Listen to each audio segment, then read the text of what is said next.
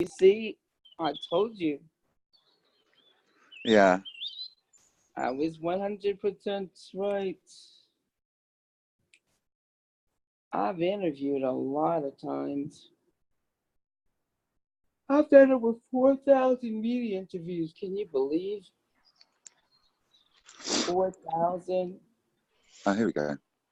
Right, I'm going to set up I'll my put my phone somewhere. earphones on. Wait a minute. Can you see? Can you see? Oh, I'll just change my camera around. Can you see where I am? Yeah. Oh, it's beautiful. What is those rocks?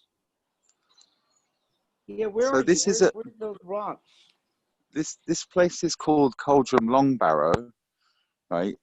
This is a stone circle. Like you see, there's stones like here in the ground, Yes. big ones, big ones. Yeah, what is that? What is that? What is those stones? Why are they like that? You're asking me? I thought I was going to interview you. Well, Well, yeah, I've got a okay. theory. I've got a theory about the place. Okay. But actually, I was going to ask you this, so we might as well get straight into it. So this place is called Cauldron Longbarrow. It's a stone circle. There are huge sarsen stones here. I mean, look at the size. Yeah, Look I'm at the looking size. at those. Wow, it's like Stonehenge, They're huh? massive, right? Yes. And also, sarsen stone is not a stone that's native to this area. Like they came from somewhere else. Wow, where'd they come from? I don't know, but they didn't come Out from. of But space? we know from geology. We know from geology that they didn't come from here. There is also a question about how they got here as well, because as mad as it might sound, uh, I think the rocks are here, were moved here and put here in some way using some technology that we don't have, or it was done by giants. Giants, Oh, giant, yeah. giant humans could lift these rocks and put them here. But this place, I don't know why it's here.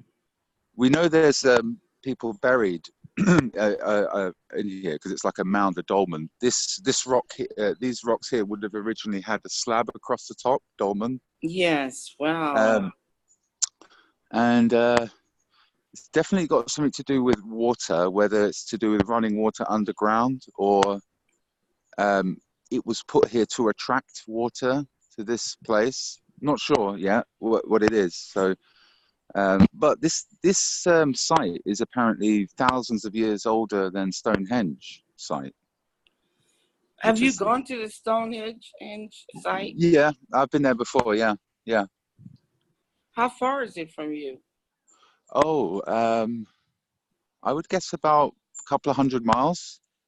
Wow, that's deep. Yeah. So this place here is quite near my house. So it's like a 10-minute walk, and you can see it's like there's a farm opposite, and it's there's another Longbarrow called Addington Longbarrow, just another 10 minutes away. So all around England and France and all over the place, you've got these Longbarrows and dolmens and stone circles and sites. And there's here especially, there's a vortex of energy. So you see where these stones are here. Actually, Yes. the vortex is like if I sort of down there, Wow. down there, I wonder not why here. there. But this is not where the stones I think originally were. I think they were over here. They were over here. Wow, Yeah, that's so deep. yeah, I'm looking at the spot. yeah. It's a great spot. And then also, like if I go over here, there's this amazing tree. You can see like what goes on here in terms of like people leaving their. Wow, what are they leaving that food for? That's Well, amazing. people on the tree, you can see like people leave their wishes and their things like their pendulums and their Necklaces and bracelets necklaces and and their their wishes, and Wow, it's that's a so beautiful deep. tree. It's a really beautiful tree, this one. So this land must have brought them some amazing luck or something. You know what I mean? Something happened, miracles or blessings or something. Most certainly something. Food for the gods. Well, The that's the other fruit on thing. those rocks. Traditionally, people would put their seeds. They would store their seeds here in the dolmen. So this dolmen here, where you can, there's a sort of platform, if you like. There would have Mm-hmm. been a stone across the top of this, but the seeds would have been stored in here. And Wow. sometimes I store myself in here. Look, when I'm What doing kind like, of energy is in there? What is it like? what is it like in here? Yes, when you go in Oh, there, let's. what's it like? Oh, let me get in here. Yeah, what is I'm the in here energy now. like? Yeah, okay, Oh, what what is is the it like? energy like? Oh, Yes. um, it's amazing. Like, I mean, it's like what I do if I sort of. Oh, uh, yeah, you can still hear me. This is Yes, the I sort can of hear you. this little platform here. Is where I stand to do my like qigong, standing qigong meditation, and Wow. in here you can feel like just obviously the stones are full of energy because they're stones, right? Yes. They are stone because they're full of energy, Hmm. and when you touch them, you can feel a charge.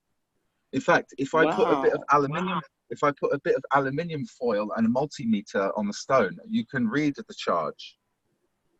They are charged, the stones, so the energy is strong, and it's kind of all channeling like this. So in this in this setting, I will do like qigong, where I'll start breathing. So I'll kind of open breathing Mm.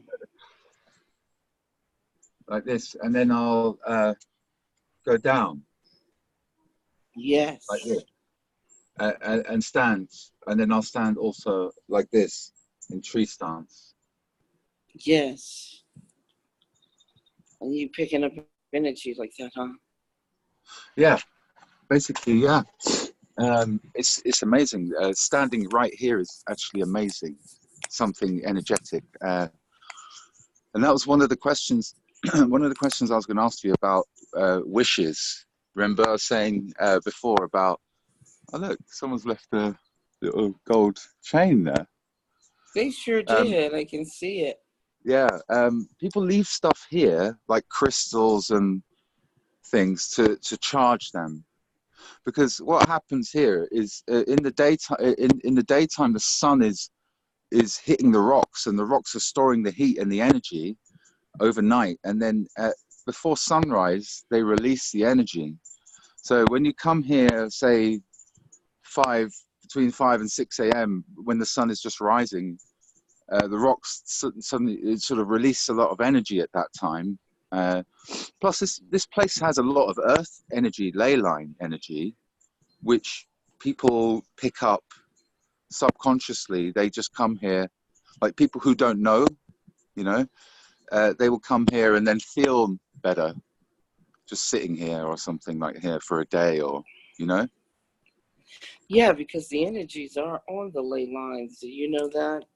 Yeah, And that's why when they are doing the surveys before they build a building, they're actually looking for those ley lines of energy. Are you absolutely. aware Yeah, of that? yeah. Well, Because I'm if you, aware of like I know a few people, for example, professionally, who consult, and they go to people's houses and they work out where there's problems doing the dowsing.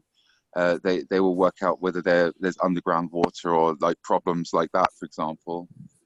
Um, like people living on top of underground flowing water, they can have problems, you know. So that's actually very well known in many cultures, you know, around the world. yes, Yeah, But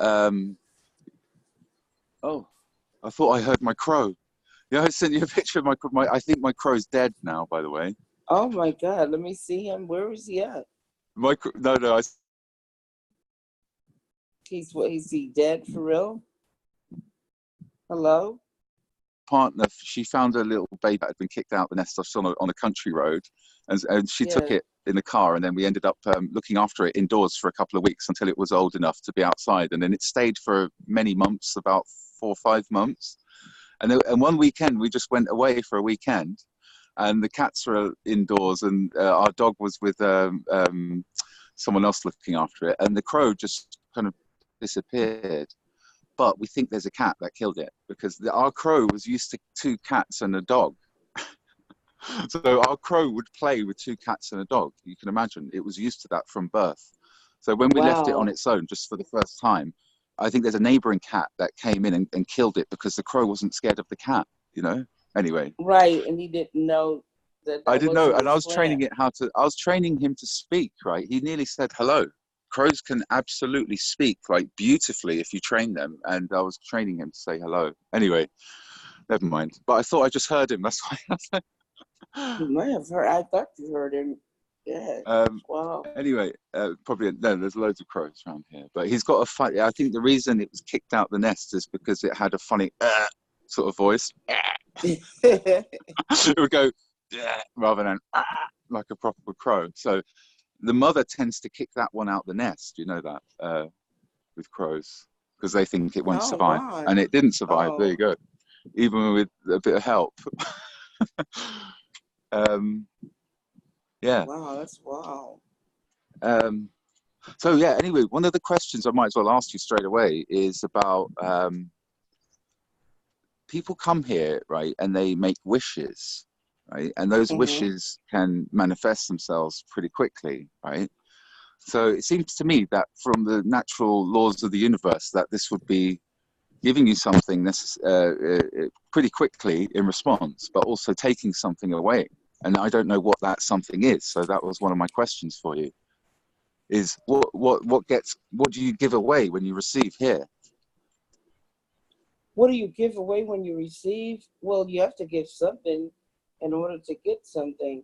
And if you're receiving energy, then you must be giving some energy also in order to get, because that's the only thing that can happen, because energy is a living entity. You know what I'm saying? And if you're going there to get, say the energy on the ley line is more powerful than the energy that's inside of you. And on certain ley lines, there are energy that can give a person cancer. It can make a person rich. It can also make a person sick, or it can make a person healthy. So different ley lines have different types of energy. And from what I'm seeing, from what you just showed me, this have to be a place where someone is receiving some kind of miracle, some kind of blessing, some kind of help, some type of really great energy, because they're giving back gifts, like they're giving back to the earth. So the earth must have given them something, that energy there on that ley line. Mm. And have you ever seen anybody there to talk to them? Have you ever received anything from right there? Uh, well, I think so, and I've got a friend who I think has been contacted by them. Um, but yeah, they definitely have something very kind of magical about them, and they like I have sometimes felt like I've been called. So I'll give an example. Like I'll wake up really early in the morning at like 4:30 at some unnatural time for me to wake up. If I'd wake up very much alert and wide awake, like get out of bed now, go to the stones. So I kind of felt compelled at some points in time to come here very at strange times of the morning, very, very early, you know. And that it's the same subconscious reaction that I could get for different things, like you know, when you're distracting yourself, like brushing your teeth or something like that, you might get an idea about work or about something else, you know, because you're distracted sort of state, and you just get that idea.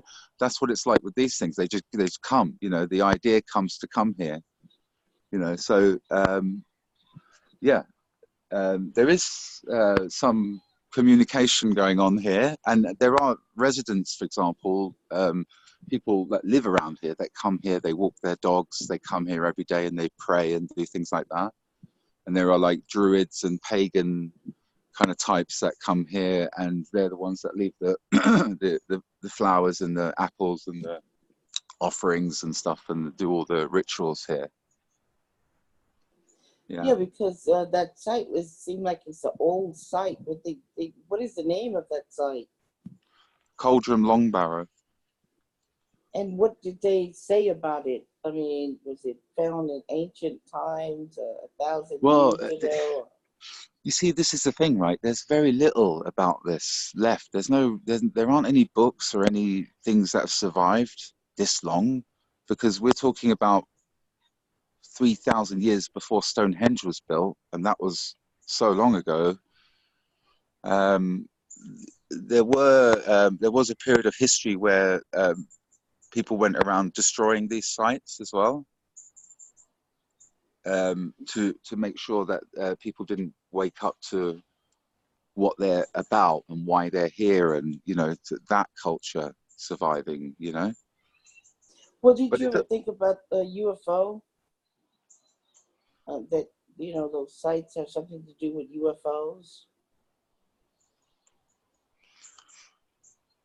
UFOs. Yes. You know what, Sophia, I don't know, right? I know that there's something to do with witches here, right? Because there's right. a group of white witches, apparently, that comes every year here and does a ritual, and I think it's coming up soon, actually.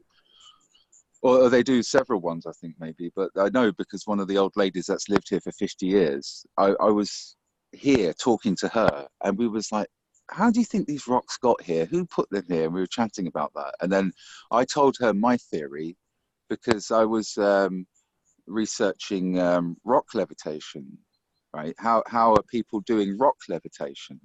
Rock levitation isn't magic or a theory. It's being done. You know, go on YouTube, type rock levitation. Right. People are levitating rocks, and the Russian science fair is levitating rocks, and you know, rock levitation is totally real, right? So we know these rocks can be levitated, but the technology that levitated them back then maybe didn't necessarily levitate them. It may have made them much lighter so that a man or a giant could carry it. Exactly. So I think I don't. It's just, where does this come from? Out of nowhere, right? But I think the way these stones got here, well, they were brought here probably by UFOs or something, some craft or something brought them here.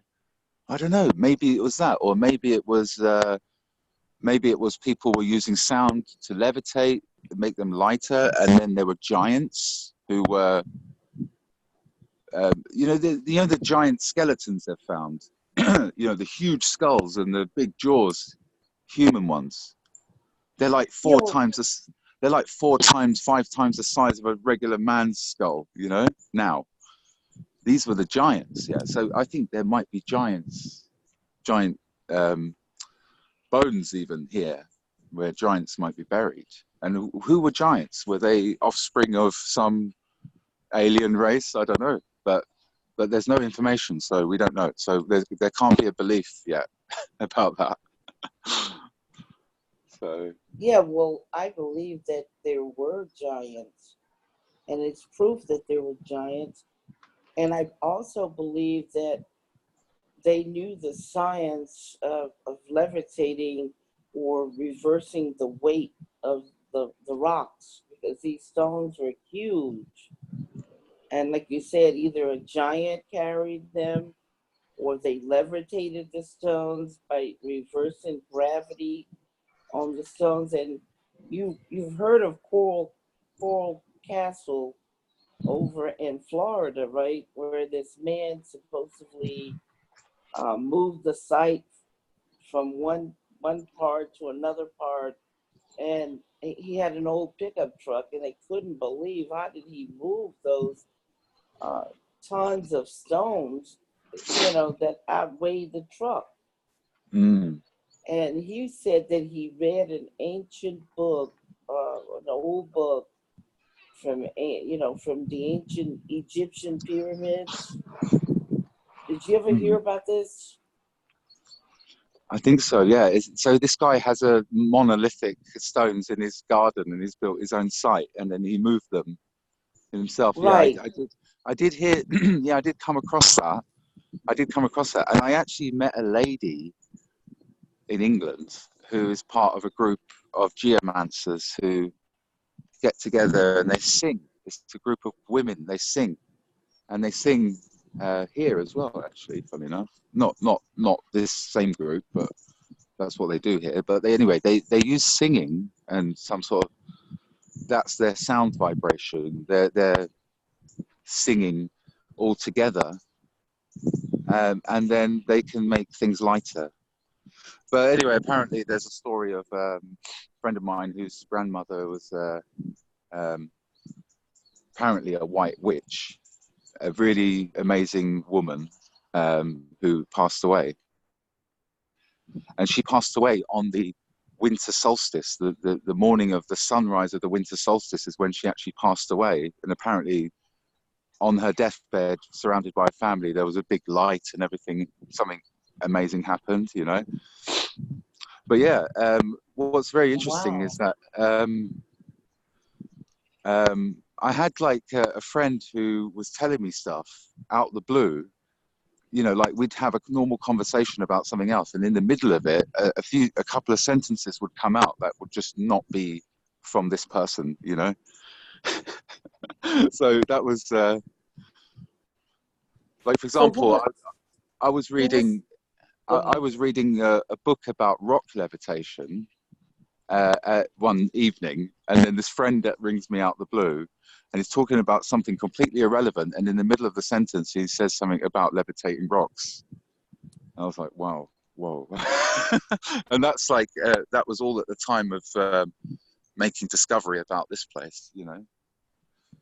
That's weird, isn't Well, it? it, So, it's a form of science, though, levitating rocks. Wouldn't that be a form of yeah, yeah, science, a yeah, mathematical formula, yeah, and to reverse the gravity of the weight of a rock? yeah, yeah, You that's know right. what I'm And if you saying? go on YouTube, type Russian science fair rock levitation, they show you the machines that are built to do it, and they make this really crazy noise. It's like an alien noise if you listen to it. And Wow. it moves the rocks, and you're like, wow, it's real, it's completely real. And I love Russians, right? I love them because Russia recognizes water divining as a university degree. So you can go as a student in Russia and do a university degree in water divining or dowsing. you know how do you think Russia's got all the minerals and the gas and the because they can find it, and they acknowledge its existence in science and everything, right? But here, well, in our world, it's not. In fact, there are videos on YouTube and so on that are put out by sort of establishment media to make it sound like really crackpot stuff. Yeah, but like my teacher, my water diviner teacher, is a guy that goes out and his success rate is 100%, literally. He has failed in the past when he was learning, but when he became a really good water diviner, he would hit it straight on. He's hit it for years, bang on, 100%. Explain how that works then. That's one of my questions for you, actually, for I was going to ask you is, from your own perspective, can you explain how divination or water divining works? Can you what now? Say that last part again. Can you explain from your own perspective how water divining or dousing works? Well, I think it worked with nature because, like I tell you, I have Cherokee blood. My grandmother's full-blooded Cherokee, and in tune with nature. And so divining water is an old ancient, you know, um, thing that was used many, many, many, generations ago. And Mhm. because they knew the laws of, they understood these ancient laws that governs the earth and governs everything. And all of these laws and knowledge have been lost. It's ancient knowledge. And so water is a living entity, like fire is a living entity, the earth is a living entity. They are living things like we're living things. And so we are, our energy, everything is living, are vibrations. And vibrations are energy. And so therefore energy is attracted to energy. And so to find water, the divinations of they used to have a stick, that look almost like like that in the chicken bone, and they would it was like Oh a yeah, square, the Y. yeah, like It's a it's called the Y rod. right, but they used to have a stick like that, that was almost like a triangle. You know what I'm Yeah, saying? And you yeah, would Y take stick. it, yeah. And the natives, they used to use that, and they would find the water Yeah, because you needed to find a place to to start building or living, but you need water because our bodies are a great a great percentage of our bodies is nothing but water. And yeah, so if our bodies are water, the water that's running in our body is going to attract that element. And so that's yeah, a natural thing because do you know when you're in the matrix is a Latin word for the woman's womb. And when you're in the womb, it's nothing but water. You're like a little fish with gills breathing water for 9 months or 36 weeks. Do you know that you're swimming and breathing and living in water in the womb? yeah. Absolutely, yeah, yeah. I But do. no one ever talks about this. They never explain that we're hybrids. We're of the water, but we're also of the earth because the mother, she eats from the earth. She eats from the dirt of the earth. And what is she eating from the dirt of the earth? She's eating the food and the vegetables and everything that is grown from the earth. And this is creating a physical body, a vehicle to house the soul and the spirit when it comes out in 9 months or 36 weeks. But during that period of 9 months, we're living in water. We are of the water. And then when we come out of the birth canal, the first thing the doctor does is he cleans out our mouths and he hits us on our butts so we can take our first breath of air. So water is a natural part of us. Without water, we would not exist. So the Yeah. water is one with us because that's what we first came through was the water. Do you see what I'm talking about? The Hmm. water and then the air. Hmm. And energy is there's this energy of vibrations, and all it does is change from one state of existence to another state of existence. So the water will change to steam, and it'll go from steam to ice. Do you see what I'm talking about? To matter, Yeah, I do. solid. Well, that's exactly what we do. Like, so for example, we do water as our company. Fourth phase of water, which is water as a nanosolid. So there's a particle in water which is a stable water cluster, and it's a little tiny solid speck. And the scientists, the physicists who discovered it in the 80s, spent time researching what it was. And when they got the atomic ray microscope, they could zoom in on it, and they discovered it was actually water, but it was a stable cluster of water. So it was like a nanosolid, and it was stable as a solid at room temperature, which obviously water is normally solid below freezing, you know, but this is a solid Right. at room temperature. But because it's in a nano state, it's like a bit like, imagine a leaf growing.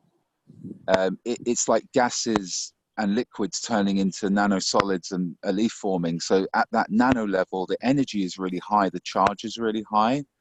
So this is called like double helix water. So it's water that is like, it's just really pure water. It's 10,000 times more pure than distilled. And it has zero like programming or memory in it. So when you set a purpose to use it for something, and it's almost like you are programming it, it does something amazing. So if I put something, so for example, we've done tests where we've put it on people's psoriasis, and we put it on their painful joints and their knee pain and whatever. If you put a thermal imaging camera over that, you see that area that was hot because of inflammation and pain, you see it immediately cool down, because this nano solid water is highly charged, and it's suspended in a plasma as well. It's amazing. It's an amazing thing that has been discovered only recently and now exists. It's called double helix water. It's amazing, and it's healing as well, especially when you set it to a job. Like, the water has no information in it. So if the water has no information, you say to it, heal my psoriasis, or heal my inflammation on my knee, or my painful knee, and it does it like straight away. It's pretty amazing. But also it's like water, we know, you know, from the vibrational physics. I mean, that's how I think the dowsing works. You know, when you ask a question, you're looking for the water, you put that in your mind, and then it responds to you. You send a wave from your mind, Yes. which is directed at water. So this is really important. Like, the thoughts and feelings we have about water is really important, right? So one of my questions I wanted to ask you, so you can share with everyone else, is like, what is your relationship with water? My relationship with water is that water is a very powerful entity, and I bond more with water than I do with land. There are people who identify with land, they like the mountains, and they want to live by the mountains because they draw from the earth. And then there are people who live, like I said, by the water, and they draw from the elements of the water. Now, every element is powerful in its own, whether it's the fire, whether it's the air, the earth, or the wind. But God gave us dominion over all of these powerful elements. And if you ever saw the movie The Airbender, the avatar was not Yeah. a body like James Cameron is talking about. That's demon possession. Avatar meant a ascending master who had knowledge and command over the elements. And he could command the wind, he could command the water or the fire or the earth. You see what I'm talking about? He had Mm-hmm. power, dominion, so he knew exactly how to command. So water to me is a very powerful force. It is what we're birthed in the matrix, in the birth canal. It is life for us, because if there is no water, there is no life. Right. Everything ceases to exist. Did you know that? Yeah. When there's no water, it's death. Mm. You know what I'm saying? But water it circulates. It's a currency, a current that like the atom. You know, like everything is born in this cycle of obedience. And if you look at the top of your head, it's in a spiral. And if you look at the tornado, it's a spiral. The hurricane is a spiral. You see, smoke is a spiral. Water is a spiral. Do you know what I'm talking about? It's a Yeah. complete circle or cycle. Go on, what were you going to say? The end, that like a spiral. Yeah, the spiral is like the atom. You know, I'm talking about the atom, ATOM, not the Adama, but the atom. And the atom is the flower of life is 8 of these atoms, and they're all like a circle. You know, because they always try to say Earth is flat, but Earth is round because the woman's womb is round. Look at the woman's womb, and the egg is round. And look at the wheel. The wheel is round. Do you see what I'm saying? It's a circle, a cycle. And the woman's birthing cycle is the cycle, the circle. You know what I'm talking about? The circulation of the cycle of life.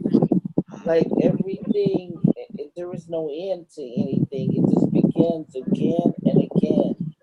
So that was. shows us there is no death. So Go what on. happens? What happens to like I'm right now in a physical body. What happens to my consciousness or spirit when that physical Your body is dead? your conscious and your spirit are living entities. They go into the void. The void is like a period of a, and waiting until a physical body is being born or created, so you can house that body. In a woman's birthing, there's 9 months or 36 weeks. First is the astral body, which is the spirit or the spirit of the shadow. You know, whenever the sun hits the physical body, you see a shadow body that's following you, that's doing the identical thing that your physical body is doing. Now that shadow body is the astral form because God's children are 3-dimensional beings. It's the astral body, it's the physical body that takes 9 months or 36 weeks, which is the vehicle. And then it's the soul, which is the seed. Now the seed comes from the vibrations of the living thing of God, because God is alive and living. And this soul, this seed, everything of God has a seed, which is a soul, meaning that it never ends. It just comes back again and again. The only thing that dies are just the body. That's all that dies. The body is attached to the earth. It comes from the earth because when the mother is eating from the earth, she's creating this body where the astral form and the seed, which is the soul, can house inside of this body. And then you come through the birth canal, which is the womb, which is the woman's stargate or portal, and you come into this earthly dimension, and it is a physical dimension, but you can't experience anything unless you have a physical body. So you can enjoy everything on this physical plane. Like you can enjoy the food, you can enjoy sex, you can enjoy drugs, you can enjoy the coffee. You know, you can experience different things in this dimension, but you can only experience them if you have a body. The body is physical, the dimension is physical, but the spirit, which is astral, and the soul, which is the seed, it exists even if the body dies and goes back to the earth from where it came from. The natives would put the bodies up. They would bury them. They would never bury them in the ground. They would bury them up because the body would rot and turn right back into dust. And then the wind would come and blow that dust back into the earth where it came from. Now, but the people, they started burying bodies in boxes. And then the boxes would rot and turn back to the dust. They would bury the bodies in clothes. The clothes would rot and turn back into the dust. And it took years and years for that to happen. You know what I'm saying? To decay Uh-huh. and turn back into the dust from where it comes from. But the body dies. We never die. When you have an astral body, an astral body is a spirit. You know what an astral form is, a spiritual form. And then when you have a soul or seed, that's the vibration, that's the energy, that is the living thing that animates the body, that have the body performing. And when that soul leaves, that body dies and the soul leaves that body because it can no longer function in that body, then the body just turns black and dark and decay, and then it turns eventually back into dirt, and it goes right back into the earth. Hmm. So, Did anyone so ever you're explain it to you like this? kind of, yes, in a similar way. Your consciousness, though, is it after you leave your physical body? Is your consciousness your own consciousness, or is it like a shared consciousness? I mean, do you know what I mean? Like I said in the Matrix for the fourth installment that we are collective, that we are collective consciousness, that we are yeah. one, and that in the ancient times we had the knowledge of telepathy because we were never speaking like we are now speaking with vibrations. Because right now you're hearing my vibrations, I'm humming right now, and so you're hearing my voice, and my voice is humming right now, and my body is humming. If you could tune into a certain consciousness or certain vibrations, then you could hear me, my body humming. You know what I'm saying? So we used to communicate with telepathy, and everyone was using this form of communications. And it's an ancient form of communications, which I still retain a lot of that. And a lot of people here on Earth does retain some of the stuff and some of the knowledge. And some of us are asleep. Some of us are just young souls, or on the animal level. Those who lie, kill, and steal, they're on animal levels because we were not created to be animals. We were created in a higher vibrations of energy than the animals. The animals are on the vibrations of instinct. That's why they don't speak. But they have knowledge. They can communicate in their own way and form.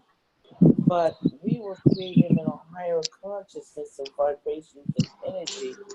And we were given dominion over the earth and the air and the fire and the water and all of the elements. And we were created to create, not to destroy, but to be co-creators. So this form of communications was already born in us. Man just began to change and forget all of his knowledge as time went on. His vibration started to lower, and he forgot who he is and where he comes from. And he started acting like animals instead of using his free will, because we were the only ones born, the children of God was the only ones born with free will. The animals and the insects, the elements, the angels, everything were born in a circulation of a cycle of obedience. Must obey the cycle. The sun has to come up every day no matter what. Man can't put a switch on it. Man can't charge you for it. He can't do anything with the sun. Yeah, one of the things I wanted to ask you about was the title of your book is The Third Eye, which is obviously the basis of the Right. Matrix. The Third Eye, right? Um, that's of special interest for me because of the thing that got me into water treatment and stuff like that was to do with fluoridation of water. Fluoride, a halogen. It's great at killing bacteria. It's a halogen, so it's good at bringing calcium into the bone, but it's a poisonous thing that brings calcium into your bone, right? And we spoke about that before, right? And Yes. there's a gland in the brain, the pineal gland here, Yes. which is also called the third eye, right? Right. And did you see the video I sent you about the children seeing blindfolded with the through the third eye? I didn't need to see it, but I know about it You know without about seeing it, it. yeah, I of know course, all yeah, yeah. about So it yeah, because my third eye was open when I was 3 years old. The yeah, Tibetans have been using this practice for hundreds or thousands of years. It's a secret. yeah. What they would do would they would train a monk. They would put him through disciplinaries, discipline him, and then they would open up his third eye with the manually.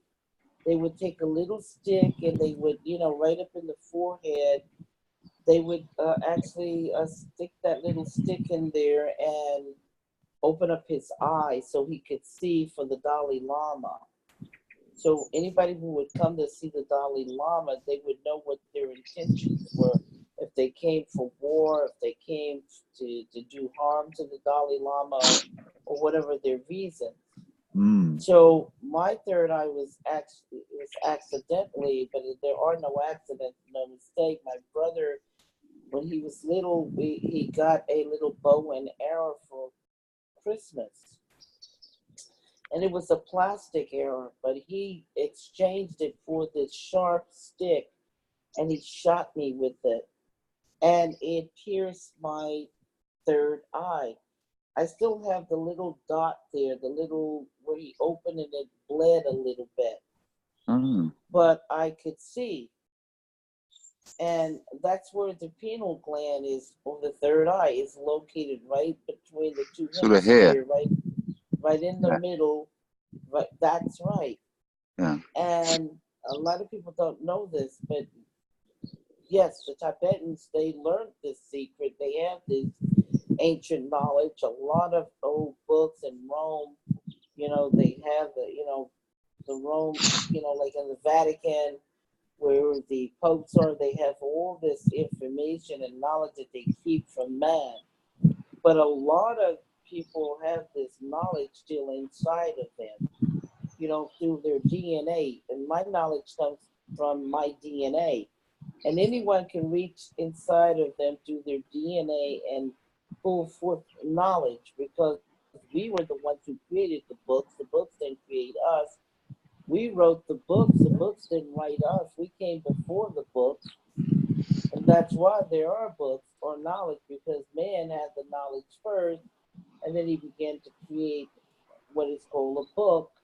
And other men learned from these books, but the knowledge came from within.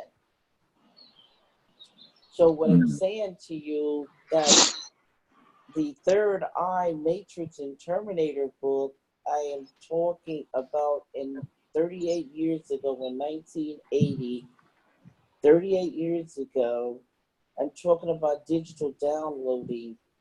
I'm talking about computerized warfare with drones, body scanners, food scanners. I'm talking about the Illuminatis, the Rothschilds and the Rockefellers, the Federal Reserve, the banking empires, the mergings of the banks and the corporations. And you glanced at a little bit of that, but were you aware that I'm talking about prophecy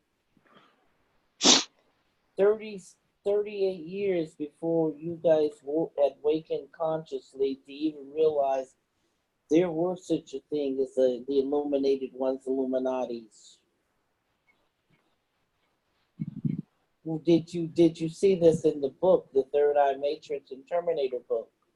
Because I'm talking Well, about the eye, I the eye of God, Mm. because we have two eyes on earth, we the people.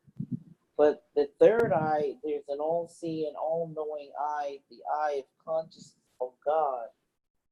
Then I'm talking about the matrix, which is the woman's womb, because matrix is a Latin word, a 7,000-year-old Latin word for the woman's womb. Woman. And it comes out of the King James's Bible, and it's mentioned 5 times in Scripture. 3 times in Exodus, 2 times in Numbers. Exodus 34th chapter, 19th verse. And you can Google this. He who opens up the matrix or mind, God says, he who opens up the matrix is his, the children are his, born with seeds, born with souls, because man would create his own children, his own Frankensteins, his own monsters upon the earth, but they would be born seedless. They would be born soulless. They would be born with no replications. They would be test tube babies, petri dish babies, artificially inseminated babies, gender manipulated babies. Do you see clones? But they would be born seedless and soulless like Frankenstein. Mm-hmm. Mary Shelley was a visionary. And she was talking about cloning, but this was in the 1800s, 1861. So she described it as sewing body parts.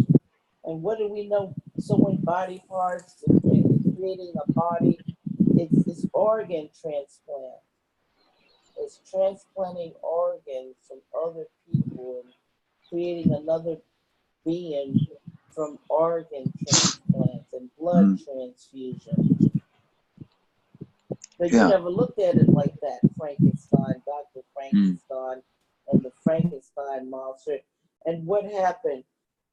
His body was taken up just like when Benjamin Franklin had the kite and he had the little metal key on it and it captured electricity. Well, the Frankenstein monster had the electric rods. He had the lightning rods in both sides of his neck. And so when the doctor took him up during an electrical storm, the energy of the electricity would animate his body, because those rods on his neck, and that's why they have them on buildings, electrical rods, the lightning rods to capture that electricity. It animated his body, brought his body to life. Did you ever think about that? Not really. I mean, I'm thinking about the third eye, the pineal gland, right? Because the thing that got me interested in water is to do with the fluoridation of water and the promotion of fluoride as a thing, especially for children. They're putting high doses in children's water, mineral water bottles sold commercially, high doses in toothpaste. Fluoridating in water supplies, not everywhere, but in a lot of areas in the United Kingdom, US, Ireland, Australia, etc. Right. So we know also another thing, that it calcifies this soft tissue third eye, pineal gland. They probably don't want you to use the pineal gland. They don't know a lot about it, the scientists and the doctors, but they talk about it because of the melatonin, the melatonin, the melatonin, because that's what keeps the body youthful. That's what keeps the body vibrant. You know what I'm saying? And if it's really working, this gland's working in the body, then you are gaining youth. Your body is staying supple, but it has to do, like they say, with the darkness. The more you stay in the dark, the more powerful this gland becomes. But they don't understand how it works and what it was used for. In fact, we had other organs in our bodies during ancient time, but as we changed during evolution. We stopped using a lot of these organs, and they atrophied it. If you would read a book that that you would go to the archives, of like the Library of Archives, they have these ancient books that are over 100 years old, and it talks about what I'm speaking of right now. I don't know if you've ever read these books. I don't know if you knew these books even existed. But do you know that these old books, I even have one that's over 100 some years old, it talks about this. A Mm-hmm. lot of these organs, the scientists don't even know what these organs were used for, because once you lose the knowledge of something and you don't use it, these organs atrophy, they disappear. Or they're there, but you don't know what they're used for. But I think the third eye was used for see, to see, because we can see without a physical body.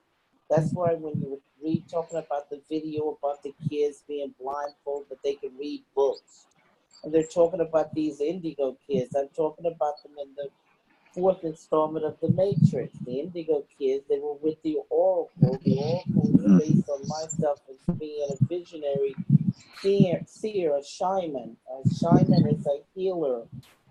My grandmother was a shaman, a healer, a seer.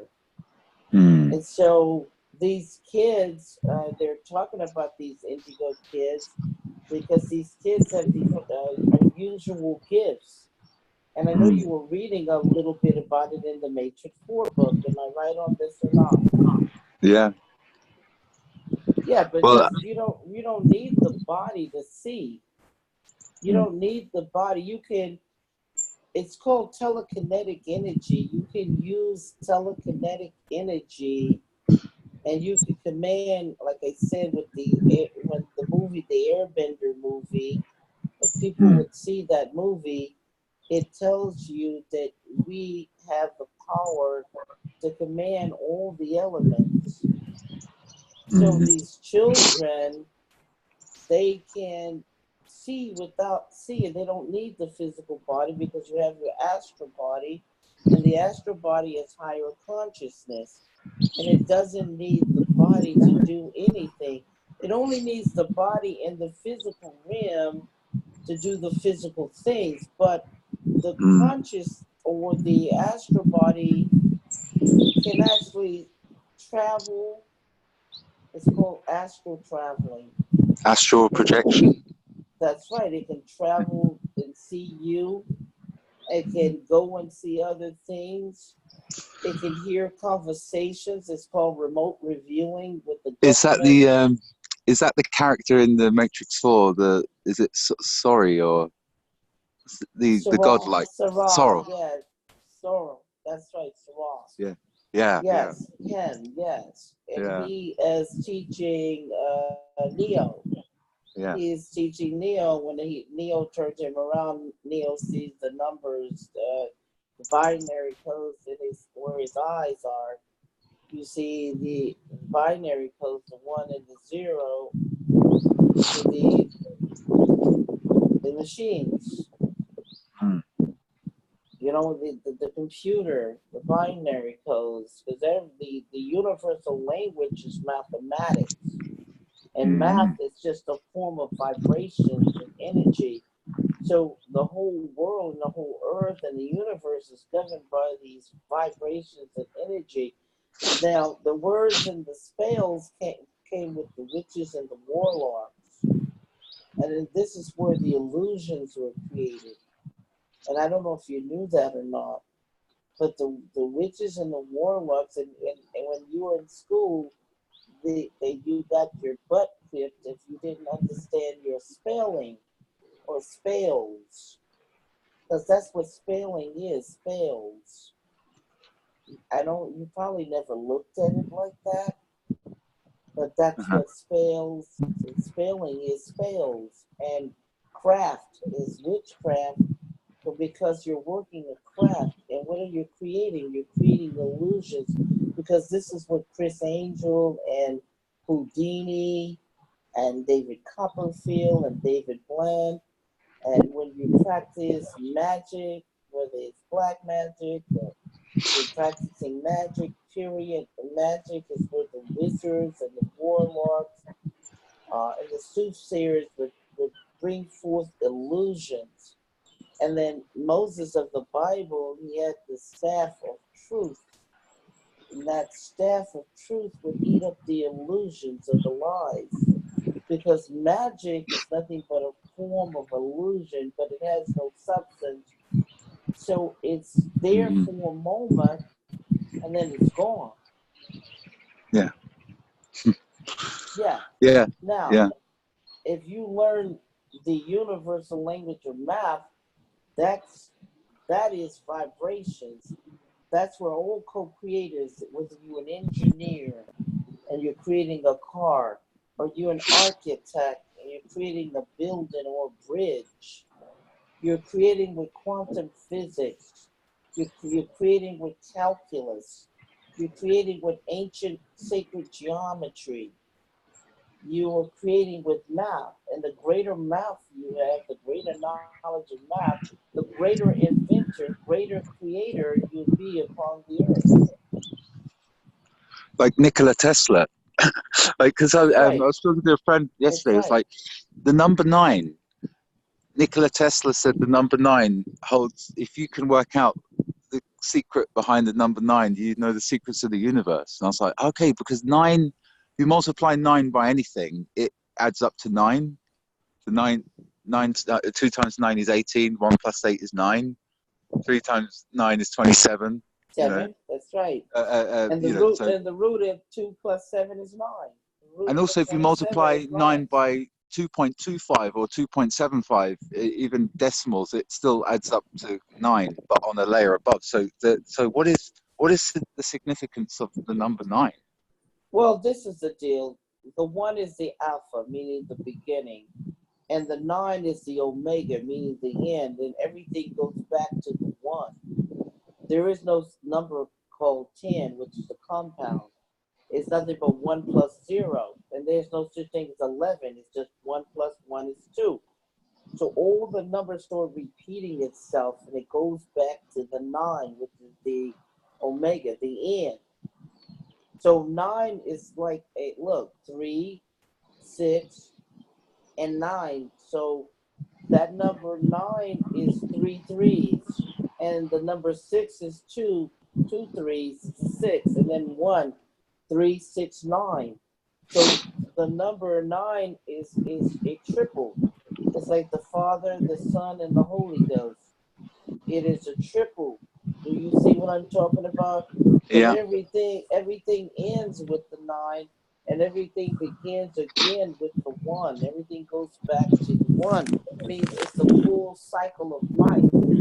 That everything and every living entity, every living thing goes through a cycle of the alpha, and it ends in the omega, and it begins again.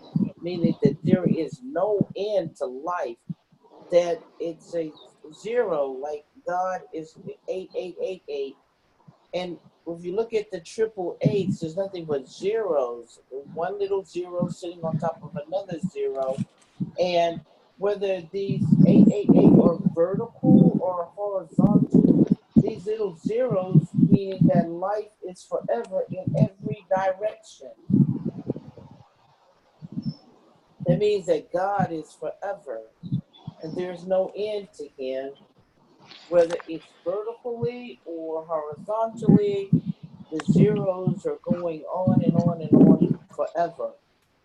And this is why the atom, atom, and everything is created in a cycle or a circle. Water, everything, an egg,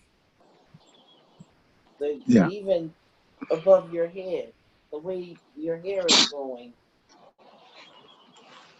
So Oh there's yeah, no in here, end this to bit, life. the spiral. The spiral in the head, Yeah, the top the of the hair, vortex. the vortex. Infinity. That's right. I'm just And that's wondering what how the that number links 8 is, to infinity. how that relates to Tesla discovering everything. So, it's a Well, big. it really is easy because what he learned was the mathematical formulas to create. Because Tesla and Leonardo da Vinci and every great inventors, they're polymathematicians. That means that they are phenomenal in the gift of knowledge of numbers, of math. And they learned the secret that all things are created through the mathematical components. And the math cracks the codes. That's why Matrix 4, cracking the genetic codes. If you crack the codes, you can create bodies. You can create, man can create children, but they don't have any seeds, no souls. Because he cracked the code. He cracked the code. And what is it when you crack the code? You extract the knowledge.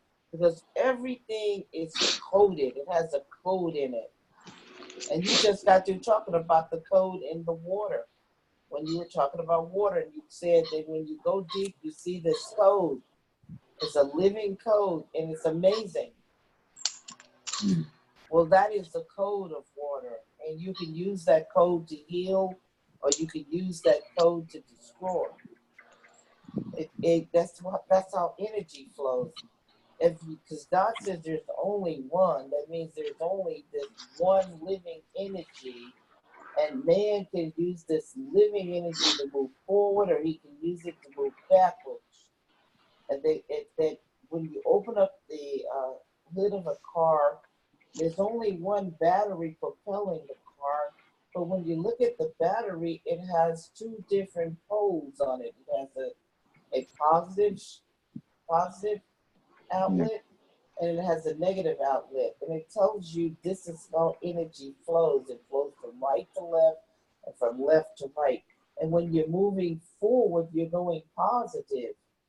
Everything is working fine in your life. But when you're going backwards, that's when everything is breaking down, tearing up, and deteriorating.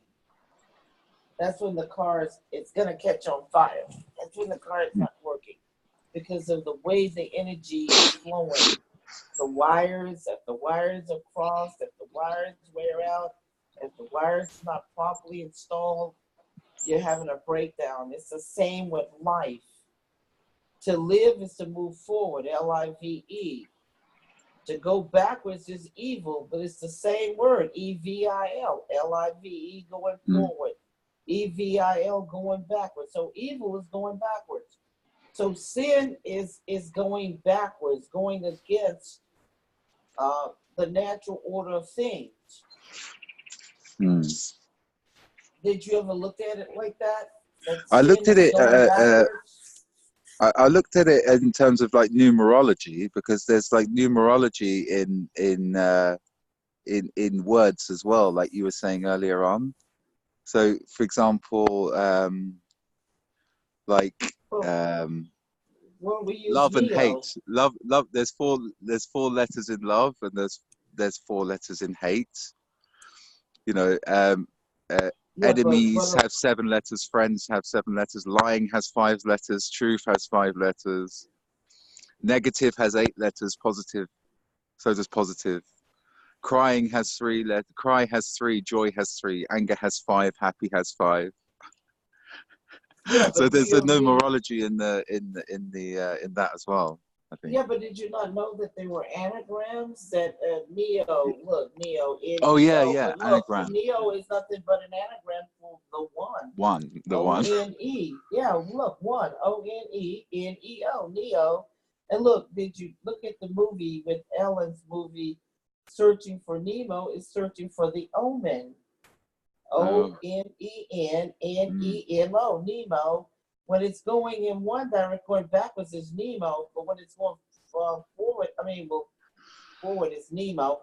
Going backwards is the omen, O-N-E-N. Because I feel a bit like Neo in the Matrix talking to the Oracle right now. Oh, so really? I might as well ask you. I might as well ask you this question then. You know, which is, all right. How do I defeat the machines? I mean, how do I defeat, for example, the policy of fluoridating water in the United Kingdom? i.e., how do I defeat the Well, machine? you can't beat the machines, but you can reverse everything on the machines, because that's what you do. If you're going for good and everything is flowing evil, all you have to do is reverse the energy. But let me explain to you, because God says that if something hates you and you hate it, then you become it, and Yeah. therefore it absorbs you. But if God says that if someone is hating you, then you should love them, and that love would actually destroy the hate. Destroy the hate. And Mm. He says if somebody was prosecuting you, He said all you needed to do was pray for them, and the more you prayed, the more it will reverse the prosecution of Yeah. whatever they were trying to do. And if somebody was lying on you, all you need to do was continue to tell the truth to destroy them. You could destroy them with the truth. And if somebody was trying to harm you, in any kind of form or fashion, and you should do good unto them. So the worse they would treat you, the the bad they would act towards you, the more good you would act towards them, and you would kill them with kindness, that they would Mm. not be able to even take it. And these laws, they really work. These laws really work. So if somebody is lying, you don't have to beat them, curse them, or kick them, or say negative things.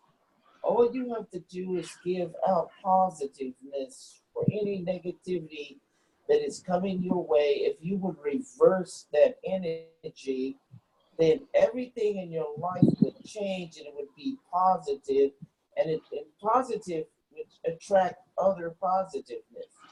So you cannot defeat evil by being evil, because you'll become part of evil, and then evil will be able to manipulate and use you. You can only destroy the energy by reversing the flow of it. By putting it in the right direction, would you be able to be successful and accomplish anything you want, as long as you are going in the right direction and you're using the energy for positive. Then you would attract nothing but good. But you cannot see any evil, speak any evil, or do any evil. Just like the three monkeys: I see no evil, speak no Mm. evil, and do no evil. Mm. Mm. That makes beautiful sense, and it works. It's a universal rule. It works all the time. Killing with kindness. Uh, Yes. yeah. So brilliant. So that's how we do it, and we take that philosophy forward for every struggle that we have. Well, you only have the struggle because you're going in the wrong direction. That is what the struggle is all about, is to straighten up and go in the right direction, and everything will work out fine. When you're going backwards and you're thinking backwards and you're acting backwards, doing backwards, that's what evil really is about. Because good attracts good. So Mm. whenever if you're not speaking any evil, and you're not cursing, and you're not doing any evil acts or bad things, and you wish good upon someone, you get what you give.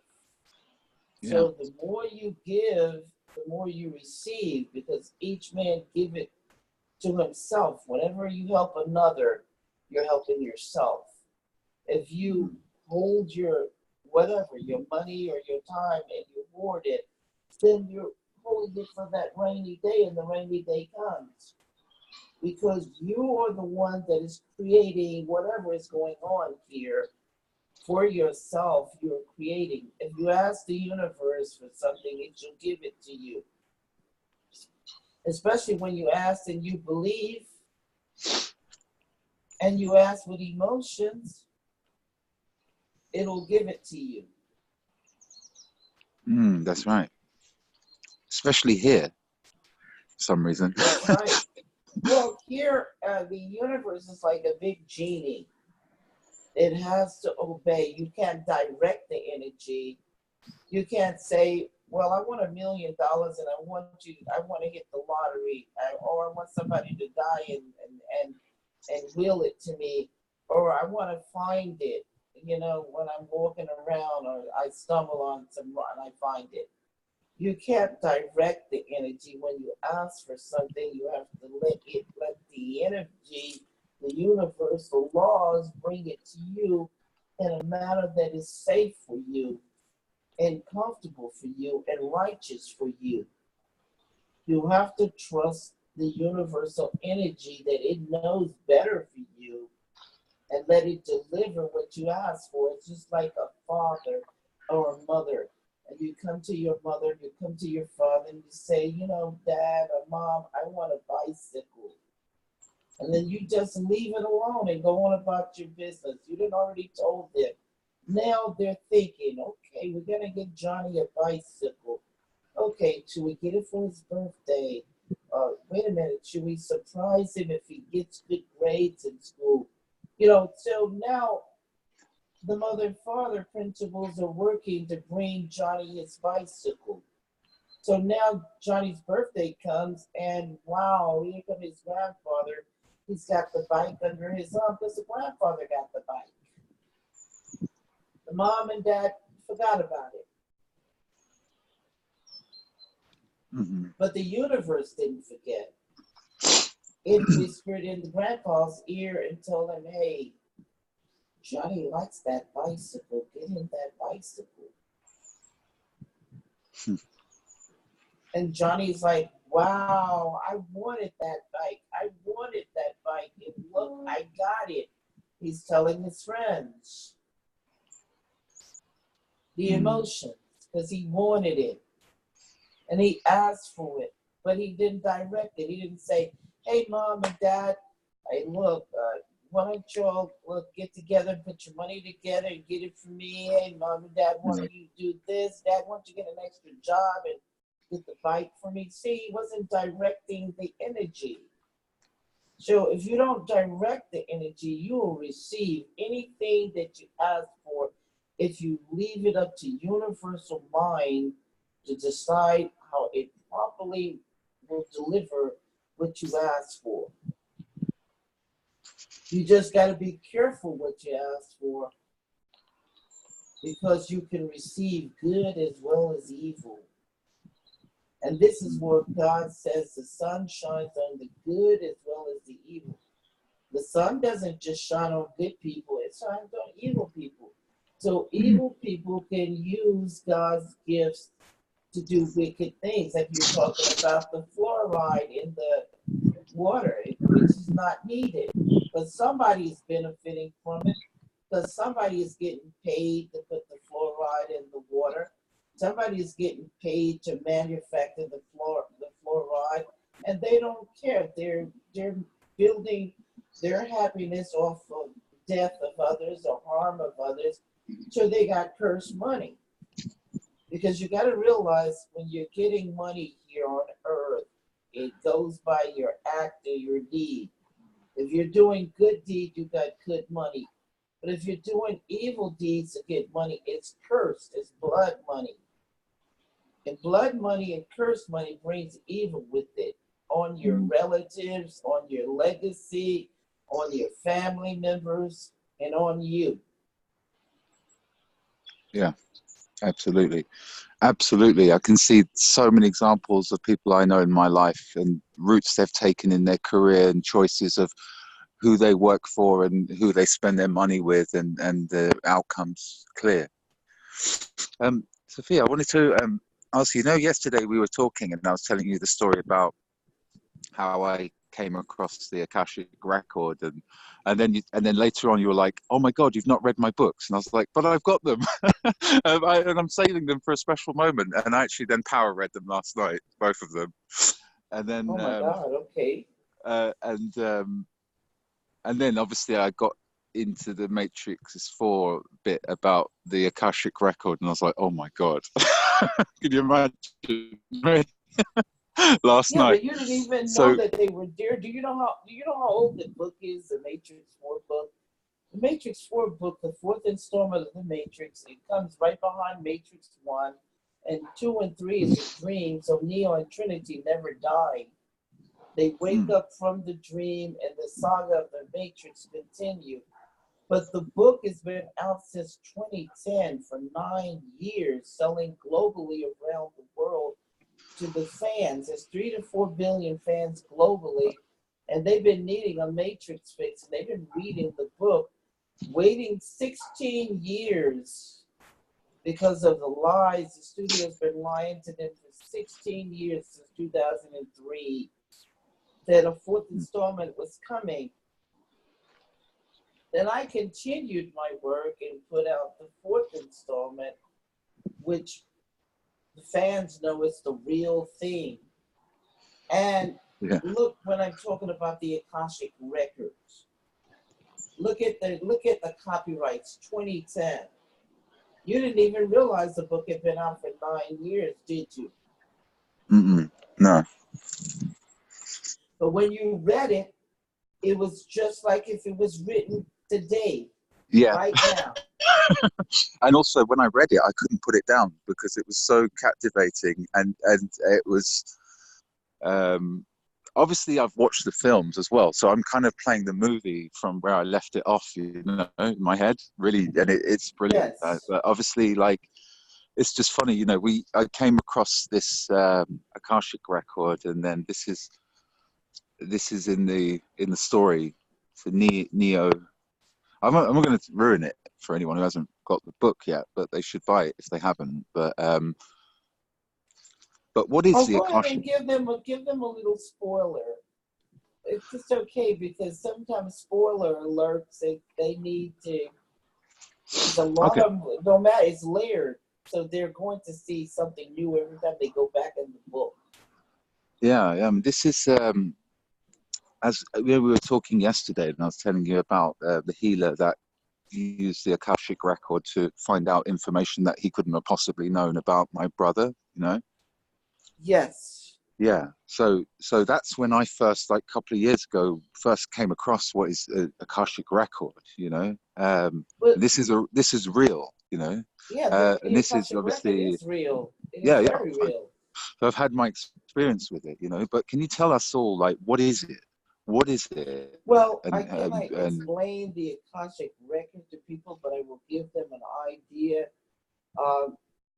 There appears to be some records that tells everything about everyone here on Earth, and you can only access these records by using your astral body and going there and reading from these books and retaining the information and coming back and joining your physical body and retaining the information to use it. Now, you guys are very familiar with someone who used to do this, Edgar Casey. Edgar Casey, the sleeping prophet, would go to sleep and he would see how to heal. I mean, I think he healed over 2,000 people. And he wrote numerous books, metaphysical books, Edgar Casey. And he could go and he could tap into the Akashic records, and so can I myself. And this is why I was describing it to people, to let them know that it is very real. And the Akashic records is the records, like a whole of records that's talking about everybody on Earth. And it has all this secret and information and knowledge. And you can actually go there. There are people here on Earth, probably monks, you know, like Tibetan monks, and all different types of people that have this gift that can actually go to the Akashic records and read the records and pick up knowledge to help others or to do whatever they do with knowledge. I might be able to soon, because the guy that helped my brother out and who just blew my mind is going to start teaching. He's going to start teaching a small group of people classes on that stuff. So But yeah, it's really, really interesting because I kind of learned through my own experience, not that the past, the present, and the future is already determined, which Oh, I they're never thought. one. They're one. I guess I wrote a paper on time travel. And Oh, so the really? past, the present, and the future. Yes, the past, the present, and the future are all one. Yeah. The Bible explains it to you, but you never looked at it like this. But when you go into the Bible, the Old Testament is our past. This is why people are confused. And they read it literally instead of looking at it as time travel. The Old Testament is our past. The New Testament is our present, right here, right now, what we're doing. And Revelations is what one will become. It's the future. And since we cannot see too much of the future, God can see ahead. So therefore, he's the only one that can really regulate the future, revelations, prophecy. So this is like what time travel, because in the Terminator, I'm talking about time traveling. I'm talking about the machines, the Terminator is here, the Oracle's prophecy that a baby is going to be born that's going to destroy them in the future when they enslave mankind. And they know that the mother that's going to have this baby is Sarah Connor. So the Terminator has to time travel to the past to kill Sarah Connor so she won't have the baby Neo, John Connor, Jesus Christ, who grows up to be Neo, one and the same in the Matrix. So the Terminator is the prequels to the Matrix. They're one. They've been divided into two epic franchises, but they're one epic story. That's right. Because when I was reading it, and I'm reading, oh my God. When I was reading it, I was like, oh my God, this is the Terminator. And then later on, I'm like, oh my God, it's the Matrix. Because I'm looking for the parallels in the story, because after I read the books, I went through your whole case as well. I'm like, well, okay, so where's the claim, you know? Right. But anyway, I didn't really want to talk about that at all, like, because I know you've been interviewed so much on that topic. Go but into like the metaphysics, but also, so Kyle Reese is time traveling from the future also because he wants to save her, Sarah Connor, from being killed. And he time travels and he looks to help her, and he falls in love with her and gets her pregnant. But he has to go back to the future because that's where he comes from. So he has to leave. And she's wondering, like, did I meet this man? Did I have this experience? Did I fall in love? And now she's pregnant with the one, the Immaculate Conception, She's pregnant with the one, and this kid is sleep consciously. He doesn't know who he is. He doesn't know what his purpose is. And the Terminator is trying to kill him as a teenager, and the Terminator is trying to kill him as a man-child, and he's hidden in the Matrix.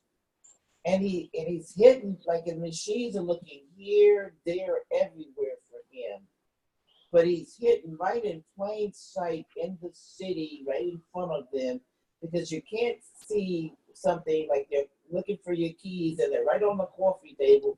You're tearing up the entire house, going through your room, going through all your pockets, and there are the keys right there, hidden in plain sight, staring at you. And so Neo is hidden in the Matrix, which is the future. And when he reaches 30 years of age, the rebellion starts. So the rebels come to him, and to wake him to his purpose, he's taken to the Oracle for the prophecy. He's taken to Morpheus so he can be trained to fight the machines.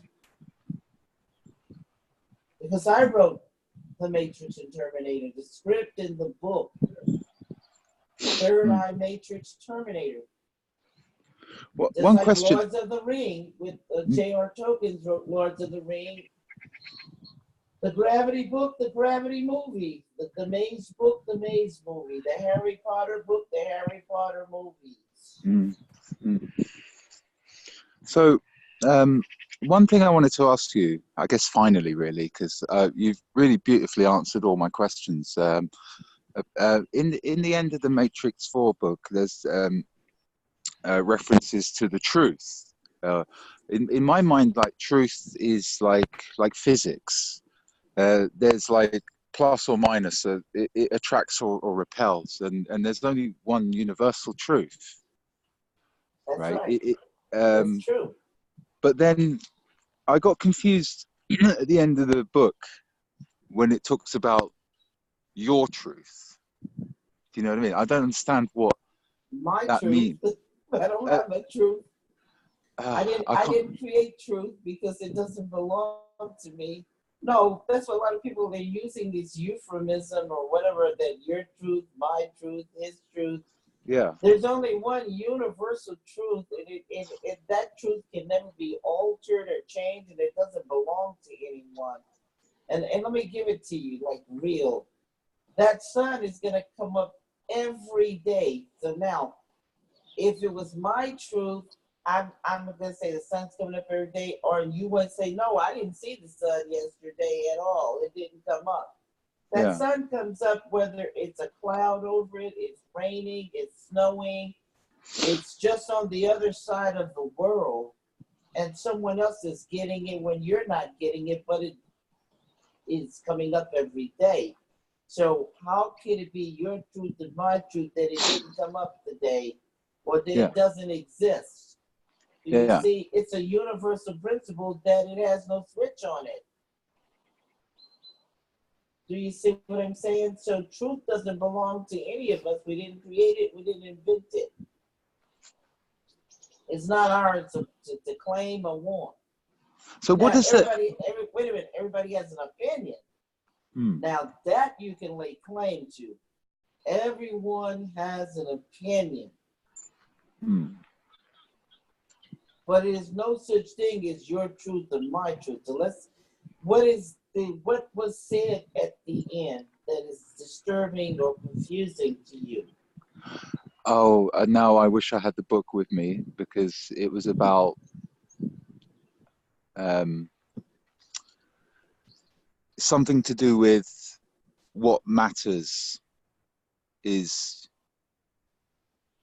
Sorry, I can't remember the end of the book. I just remember reading it last night and thinking, what does that actually mean? Because there's only one universal truth. So what does it matter about what my version is? Or maybe I misinterpreted it or misunderstood what it meant. But I wish that you could remember. I wish you had the book with you so you could bring it up. What part bothered yeah, you you haven't so got I it with can you. answer that? I don't want you to. I don't. Anyway, the end of the book is brilliant as well. So it's just something. I'll ask you another time. I'll go back and check what my thought was. I'm sorry, it was an unformulated question, but there is a single universal truth, right? That is Yes, beyond any of our opinions, right? There is only one universal yes. truth, right? Well, the And universal truth is that we have rain. I mean, yeah, and that's not my truth and not your truth and other people's truth. And that's a universal truth because we're all experiencing the rain, yeah, right? So yeah, we know it exists.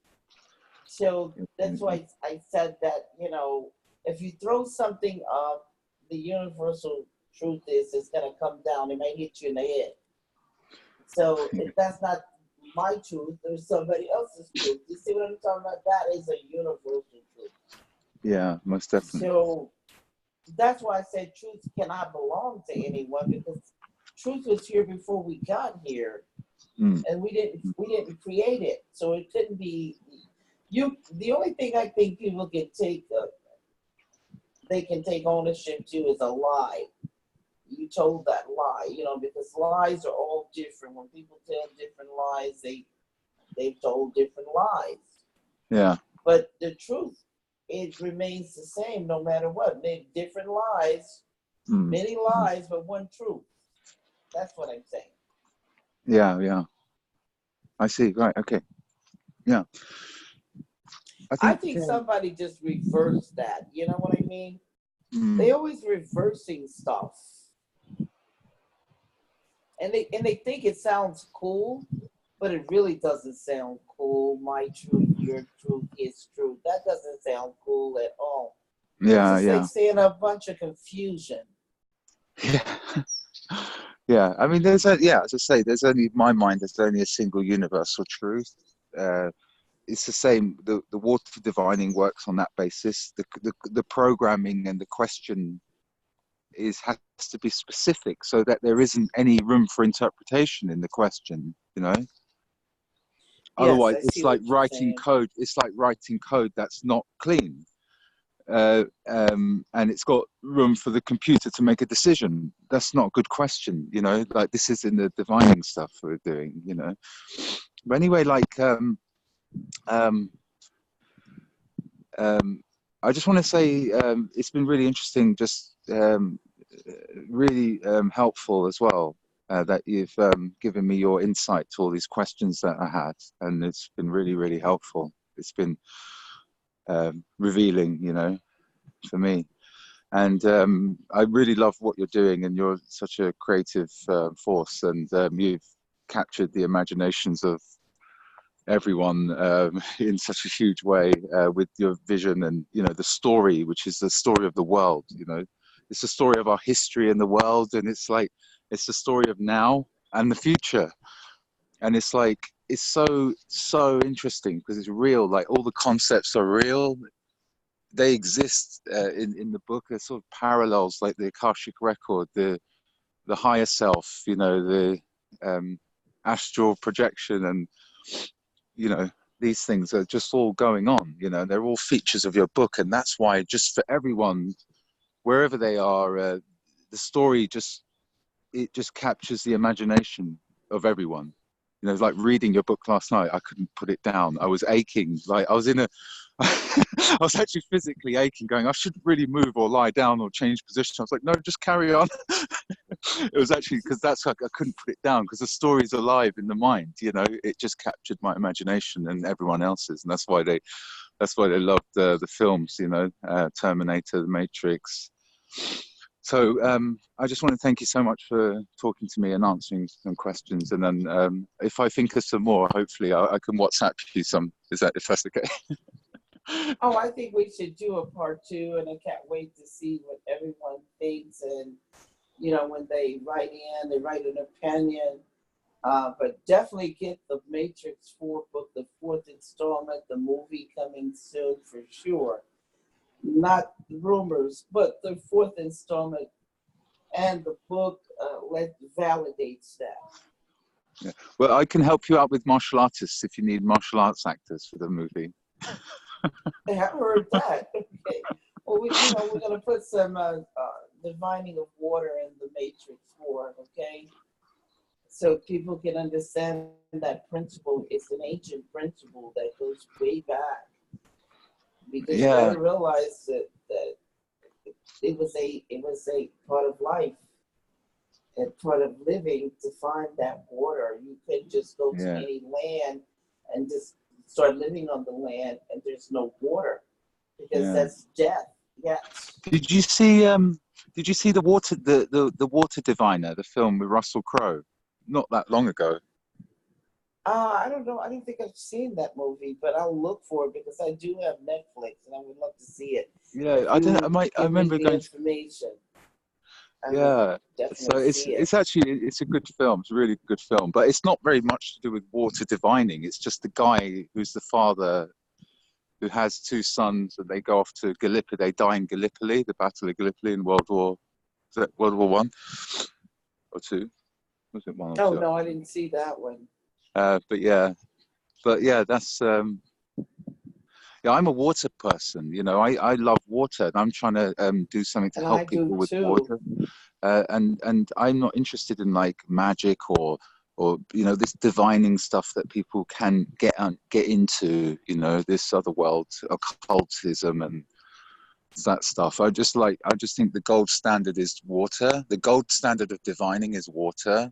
Like no matter what your intention or who you are, whether you're good or evil, if you need water and you ask for it, you'll get it. You'll get the response.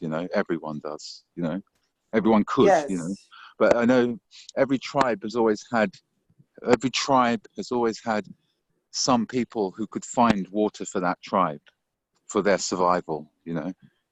Not everyone, but I know you're going back to children. You know, I think children are born with their third eyes open because they can already do this stuff. They can already, they've already got the ability, you know, and they just kind of like, some people find it later. Some people just find it as children, and like you did, and, you know, other people, and exercise it for a long time. You can see that, you know, but, Yes. but yeah, it's so interesting. Like the reason I think water divining is really important now, and the reason why I'm saying this on video, and I'm planning to put this on YouTube. And then years ago, I would never tell anyone that I do or did or even knew about this stuff. They'd think you were mad, right? Or whatever, you know. Yes. But now, right, because what's going on, the water underground, water's abandoning people, water's getting salty, aquifers are running low. The county in Kent has banned drilling boreholes because the water underground is low. So the surface water we get, all the other surface water, desalination, all the other methods we're using are really, really expensive. We really rely on the underground aquifers, you know, being good, right? But they're Yes. not, and they're depleting. So water's going to be a crisis for the future. So what's going to happen with that? You know, water's going to become like they say, wars are going to be fought over water. And they are already, you know, they started already now. So, you know, there is a need, right, for people to increase their consciousness, to learn how to divine water. Anyone can do it, right? They just have to, you know, they have to develop their personality to the right extent, I think, and then they can do it, you know. But Yes. everyone has to learn how to do it, because more and more we're going to be struggling for water. We need to know how to find it, as well as look at this. Look at this. What's that all about? Yes. That's Wow. people. That's people going, thank you so much for everything you're giving back to me. That's gratitude. It's love. It's thanks. It's why the people are putting it here, you know. And these people putting this stuff here. And if I take you back to the stones, you see the Yes. offerings, you know, apples. What have we got here? Apples, acorns, feathers, stones, Oh, shells, that's so deep, isn't it? wood. Like, why do they put that there? So this is to do with um, well, it's basically it's a ceremony. It's a ritual for the water, for the earth, for, you know. It's saying thank you, and saying Yes, please it is continue. giving gratitude. Gratitude, yeah, and we don't do that anymore. No one does that. They turn on the tap and they just go, yeah, whatever. They even curse at it, going, you taste like crap, or you're full of chemical, or, you know, whatever. They have to restore it like this good, because water is proven by physics. Water's been proven by physics. It's responding to the vibrational wave in our mind. You see, Yes, so and it's very important to our well-being and health. yeah, yeah, Water. because we are mostly water, and we're 62% hydrogen as well, you know, by volume as well. So hydrogen is like extremely therapeutic thing as well for in water. Well, water is like on a submolecular level is extremely healing, like deuterium depleted water, hydrogen enriched water, double helix water. This is all submolecular medicine. Effectively, that's what it is. It's healing. Um, I'm just, and I'm into water, and and that's why a lot of my questions were to do with the pineal gland. Has a lot to do with the water and the fluoride. There's government agenda. The Water Industry Act 1991 has written into fluoridate water. This policy, where has it come from? It's come from the lobbyists and the ministers that get the acts put in. This is the day where none of the MPs turn up and vote because they've been distracted by something else, or they don't care, you know. Or it goes to public Yes. consultation, and the public don't care enough to kick up enough stink. It's not in London, but it is in Birmingham, because London stopped it and Birmingham didn't, you know. So the people's own, there's mechanisms within the legislation for people to effectively stop it happening. It's just whether they could be bothered or asked to do it, you know.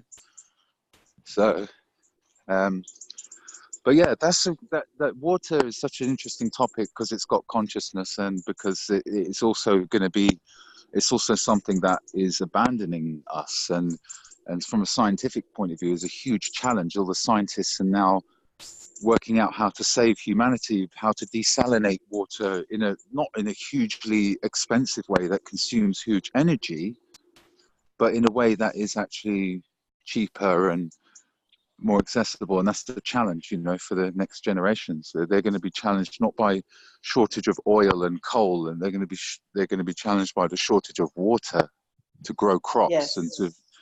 And so that's why I'm like, oh my God, water's could be a big problem unless people change their relationship with it.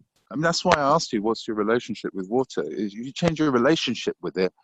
Oh, I Uh, love water. I mean, it's my favorite. You remember I told you when I was living in Santa Monica, I was living right there by the beach, and I would be at the beach every day.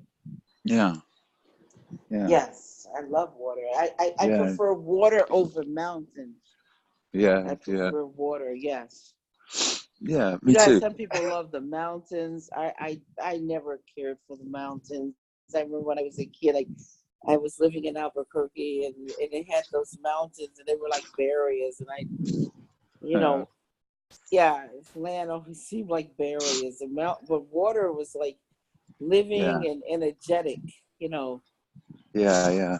You know, before I set up this company doing water, right? All I knew how to do was business. You know, like I worked in management consultancy, and I resigned from the company that I think was evil, and they sent me to do a project, a one-man project for the Carlyle Group, right? And I don't know if you Yes, heard of Carlyle Group. yes, I've Uh, heard of them. Go yeah, ahead. and anyway, I refused to do the project. I said I won't work for this client, you know. But they're a paying client, you know. And actually they bought out um, two of the largest dentists companies. So between them, they now own thousands of dental practices, right?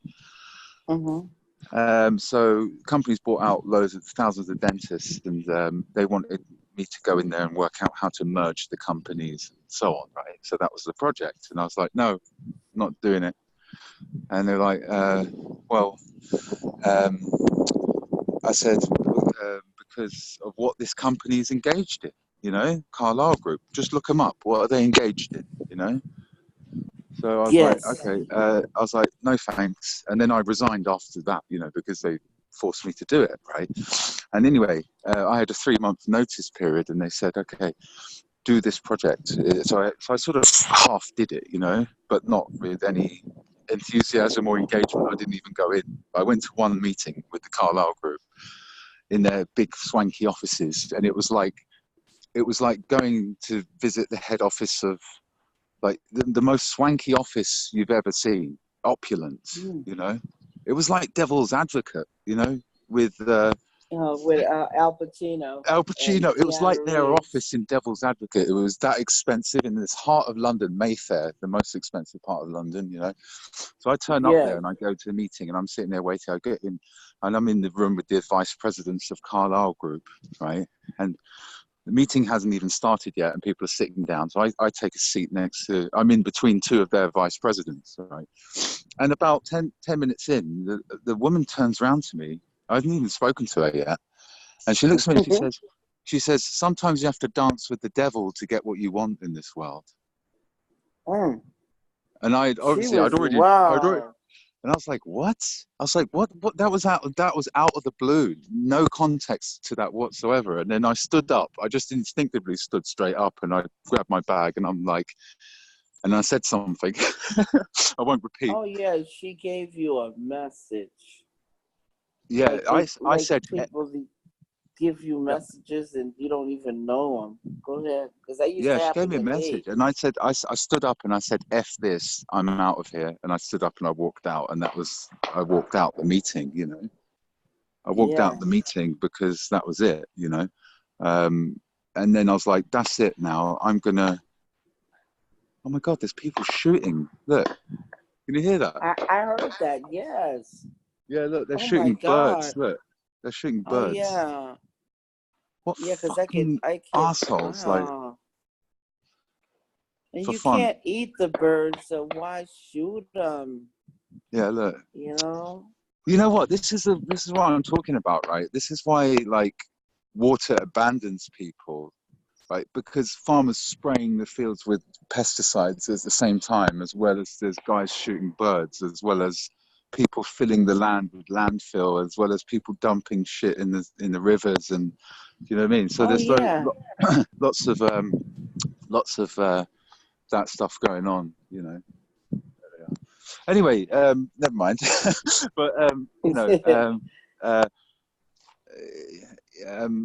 yeah, yeah, I think water is just really, really important to me, and I wanted to ask you specifically about water because there's a lot going on with it, its consciousness, and it changes its structure, its shape, its geometry when you project vibrational waves at it, like your So if you project hate or love at your water, it actually, under microscope, changes its shape, its geometry. So there you go, right? So this is not anything fantasy. This is completely proven stuff, you know, observed. Yeah. Anyway, Sophia, I'm gonna call it an Yes, end I now know. because I want to go home and have breakfast because I'm freezing as Yes. well. Okay.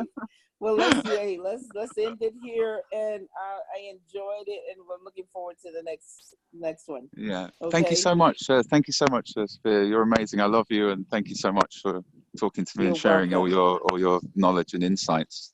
Thank you. I love you too. All right. Thank you. Bye bye. Take care. Bye. All right. Bye bye.